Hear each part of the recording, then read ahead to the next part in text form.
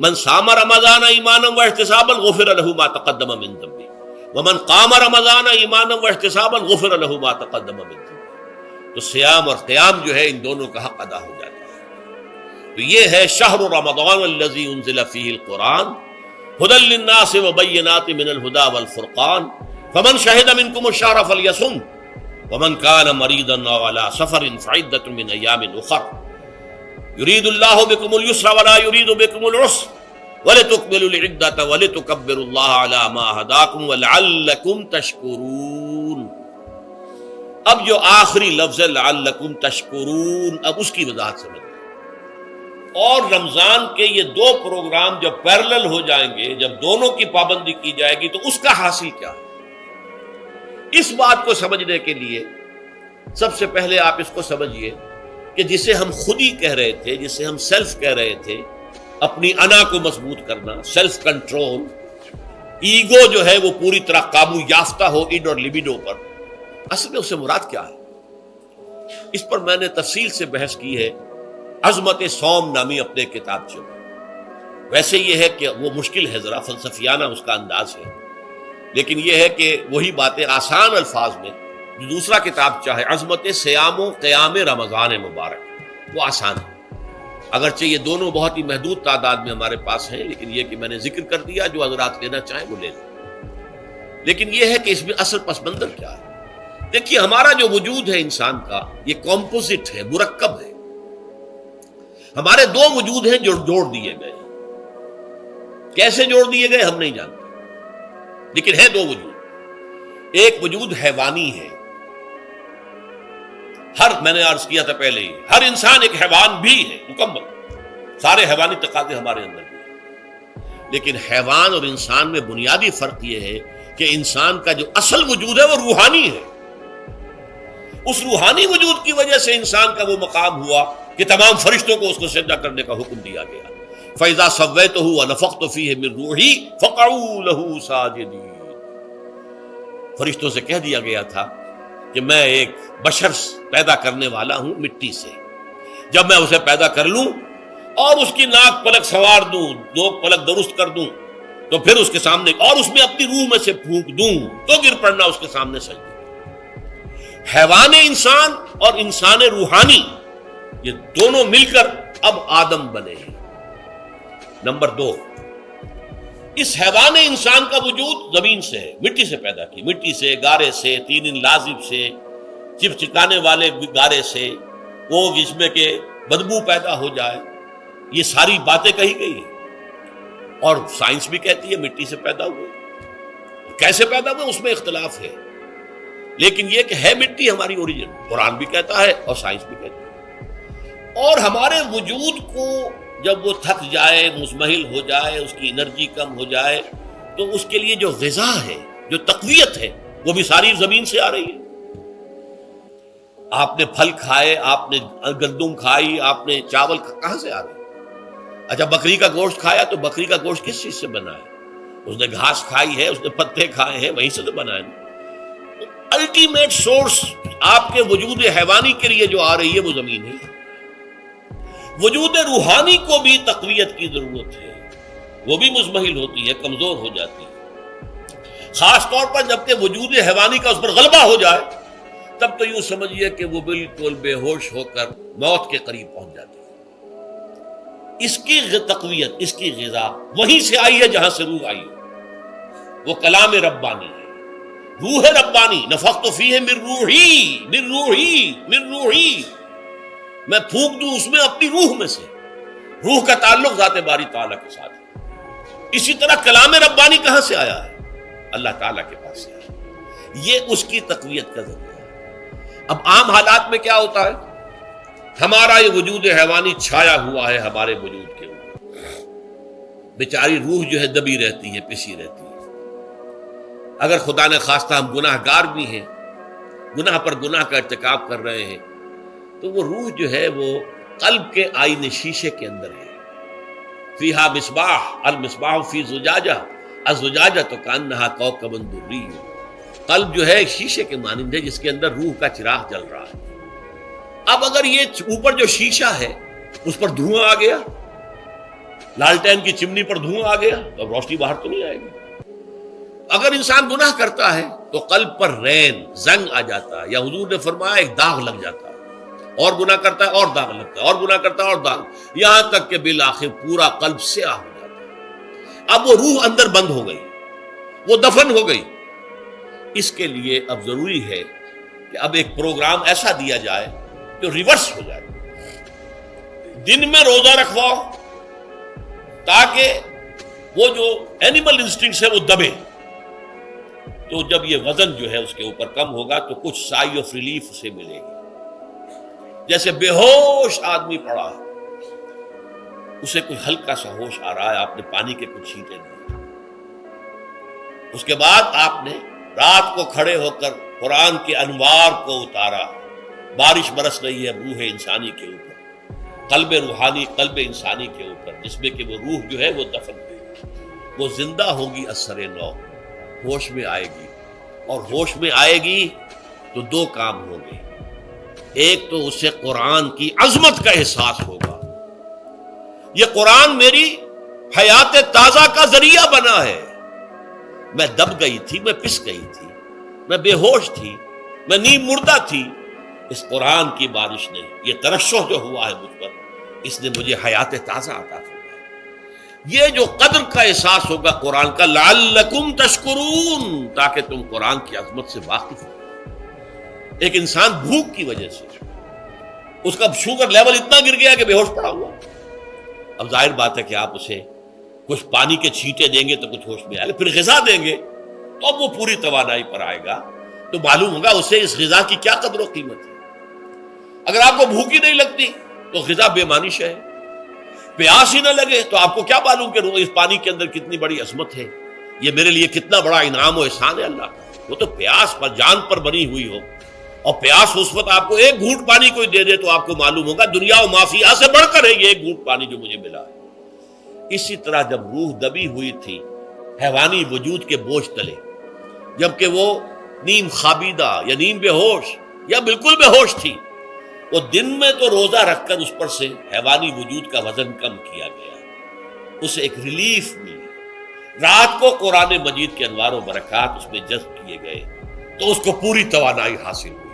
اس پوری توانائی کا پہلا نتیجہ تشکر، قرآن کا شکر، الحمدللہ الذی انزل علی عبدہ الکتاب ولم یجعل لہ عوجا۔ پھر وہ قلب کی گہرائیوں سے نکلے گا، سارا شکر اس اللہ کے لیے جس نے اپنے بندے پر صلی اللہ علیہ وسلم کتاب نازل کی، اور اس میں کوئی کجی نہیں رکھی، کسی طرح کی ایش پیش نہیں۔ یا تبارک الذی نزل الفرقان علی عبدہ لیکون للعالمین نذیرا، بڑی بابرکت ہے وہ ذات جس نے اپنے بندے پر فرقان نازل فرمایا تاکہ وہ تمام جہان والوں کے لیے نذیر اور خبردار کرنے والا بن جائے۔ یہ قرآن کی عظمت کا احساس، اور ظاہر بات ہے جس قدر کسی نعمت کی قدر و قیمت کا احساس ہوگا اسی قدر تو آپ شکر ادا کریں گے۔ اگر آپ نے کسی بچے کے ہاتھ پر ہیرا رکھ دیا، اسے کیا پتا یہ ہیرا کس بلا کا نام ہوتا ہے، وہ سمجھے گا کانچ کا ٹکڑا ہے۔ لیکن اگر کوئی واقعتاً کو جوہر شناس ہو، جوہری ہو، اس کو آپ ہیرا دیں گے تو اسے معلوم ہے کہ مجھے کیا چیز دی گئی، اس کے اندر جو شکر پیدا ہوگا وہ اس بچے کے اندر تو نہیں پیدا ہو سکتا جسے معلوم ہی نہیں۔ تو قرآن مجید کی اصل عظمت سے انسان واقف کب ہوگا؟ جبکہ اس کے ذریعے سے اس کی روح کو ایک حیات تازہ مل جائے، اور اس طرح وہ پروگرام ریورس ہو جائے جو عام طور پر چل رہا تھا، ساری توجہ اپنے جسم پر، اس کے تقاضوں پر۔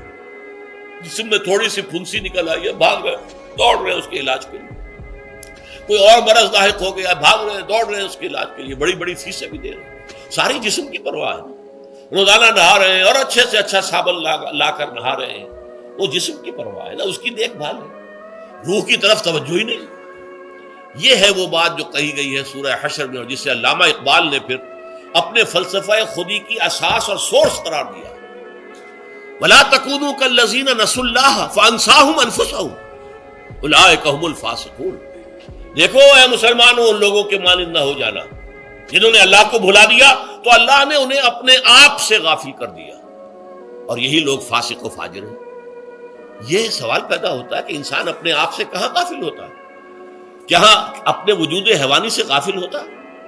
کیا بھوک لگتی ہے تو وہ ادھر ادھر منہ نہیں مارتا؟ غذا کو حاصل کرنے کے لیے کوشش نہیں کرتا؟ پیاس لگتی ہے تو کیا پانی یا کوئی اور مشروب تلاش نہیں کرتا؟ کوئی بیماری لاحق ہوتی ہے تو کیا اس کے علاج کی طرف توجہ نہیں کرتا؟ اسے آرام کی حاجت ہوتی ہے تو آرام نہیں لیتا؟ اپنے اس وجود سے تو غافل نہیں. کون سے وجود سے غافل ہوا ہے؟ وہ روحانی وجود سے غافل ہے. بھول گیا کہ میرے اندر روحانی وجود بھی ہے اور اس کا تعلق ذات باری تعالیٰ کے ساتھ.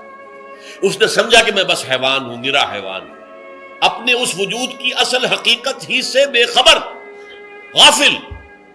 چنانچہ آج کے دور کا سب سے بڑا المیہ کیا ہے؟ ڈارون کے نظریے کے جو اثرات پیدا ہوئے ہماری معاشرت پر، ہماری سوچ پر، ہمارے فکر پر، ہمارے فلسفے پر، ہماری سوشولوجی پر، وہ کیا ہے کہ ہم بھی نرے حیوان ہیں. اللہ اللہ خیر سے یہ سب سے بڑی محرومی ہے اس دور کی کہ انسان اپنے اصل شرف سے خود ہی مستعفی ہو گیا. ہمارا کوئی وجود ہے ہی نہیں روحانی وغیرہ. روح کسے کہتے ہیں ہم نہیں جانتے، بس یہ جسم ہے. ہم اللہ کو نہیں جانتے کون ہے کون نہیں ہے. ہوگا ہم تو اس کائنات کو جانتے ہیں. ہم روح سے واقف نہیں، ہم تو اپنے جسم کو واقف. آخرت سے ہم ہمیں کچھ پتہ نہیں، شاید ہو شاید نہ ہو، کچھ پتہ نہیں، لیکن یہ زندگی تو ہے، اسے ہم جانتے ہیں. یہ ہے آج کے انسان کا سب سے بڑا المیہ. اور یہ ہے ماس اسکیل کے اوپر ارتداد، ذہنی طور پر مرتد ہو چکے ہیں. انسانوں کی عظیم اکثریت مرتد ہو چکی ہے. یہ ہے در حقیقت کہ روزہ جو ہے اس پروگرام کو آ کر ریورس کرتا ہے. دن میں کھانے پینے، جنسی تقاضے پر پابندی، وہ وجود حیوانی کا وزن کچھ کم ہے. روح جو دبی ہوئی تھی، یا سسک رہی تھی، یا بے ہوش تھی، یا نیند مردہ تھی، اسے کچھ ریلیف ملا. اب اس کے اوپر قرآن مجید کے تیرے ضمیر پہ جب تک نہ ہو نزول کتاب، گرہ کشا ہے نہ رازی نہ صاحب کشاف، ہمارے دلوں کے اوپر بارش ہو رہی ہو انوار قرآنی کی. وہ ظاہر بات ہے کہ بغیر سمجھے تو نہیں ہوگی بارش. وہ تو آپ کچھ سمجھ رہے ہوں گے تو بارش ہوگی، ورنہ تو یہ ہے کہ ٹھیک ہے، میں پہلے بھی عرض کر چکا ہوں، آپ کو ثواب تو ملے گا، لیکن یہ ہے کہ وہ اصل مقصد قرآن کی عظمت کا قلب کی گہرائیوں سے اعتراف جو ہے، اور اس پر اللہ کا شکر تو ادا ہوگا. لعلکم تشکرون، جبکہ قرآن مجید جو ہے آپ کے قلب کے اوپر نازل، اس کا مفہوم نازل. اچھا، اس کا دوسرا نتیجہ کیا نکلتا ہے؟ جب وہ روح جو ہے وہ ہوش میں آئے گی، اس کو حیات تازہ مل گئی، وہ اپنے اصل مرکز اور منبع اور سرچشمہ کی طرف جو ہے متوجہ ہوگی. عربی زبان کا ایک مقولہ ہے، کل شیء یرجع الی اصلہ، ہر شے اپنی اصل جڑ کی طرف جو ہے لوٹتی ہے. ہمارا وجود حیوانی زمین سے زمینی کی طرف لوٹتا ہے، یعنی مرنے کے بعد زمینی میں چلا جائے گا. اور نمبر 2، دنیا میں بھی زمینی خواہشات، زمینی تمنائیں، آرزویں وہ ہیں. ولکنہ اخلد الی الارض، جیسے کہ سورہ وہ کہا گیا ہے بلعام بن باعورہ کے بارے میں سورہ اعراف میں، وہ تو زمین ہی کی طرف دھنستا چلا گیا. ہماری روح کا منبع اور سرچشمہ ذات باری تعالیٰ ہے، وہ امر رب ہے، لہذا فوراً انسان اپنے رب کی طرف متوجہ ہوتا ہے. یہ اللہ کی طرف متوجہ ہو جانا اور پھر اس سے ہم کلام ہونا اور اس سے دعا کرنا، یہ ہے روزے کا اصل مقصد. جب سیام اور قیام رمضان مبارک کا دوہرا پروگرام ہوگا تو روح انسانی یا انسان کا حیوانی وجود اپنے مرکز کی طرف مائل پرواز تھا. حسن، اس کو کہہ لیجئے اپنے مرکز کی طرف مائل پرواز ہے. روح ہر شے اپنی اصل کی طرف لوٹتی ہے، لہذا یہ اللہ کی طرف متوجہ ہو. یہ اللہ تعالیٰ کی طرف متوجہ ہونے کا معاملہ دنیا میں رہا ہے کہ لوگ کہیں جنگلوں میں جا کر تپسیائیں کر کے، غاروں میں بیٹھ کے، بڑی بڑی ریاضتیں کر کے کیا چاہتے تھے؟ مجھ کو ہے تیری جستجو، مجھ کو تیری تلاش ہے، خالق میرے کہاں ہے تو، مجھ کو تیری تلاش ہے.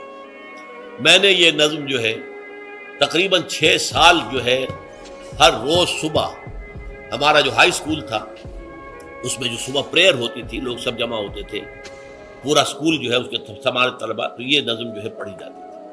مجھ کو ہے تیری جستجو، مجھ کو تیری تلاش ہے، خالق میرے کہاں ہے تو، مجھ کو تیری تلاش ہے. روح انسانی چاہتی ہے اللہ کا تقرب، اللہ کے قریب ہونا، اللہ سے رشتہ استوار کرنا. یہ وجود حیوانی حائل ہے اس کے راستے میں. یہ حیات دنیاوی اس کے لیے پنجرا بن گئی ہے.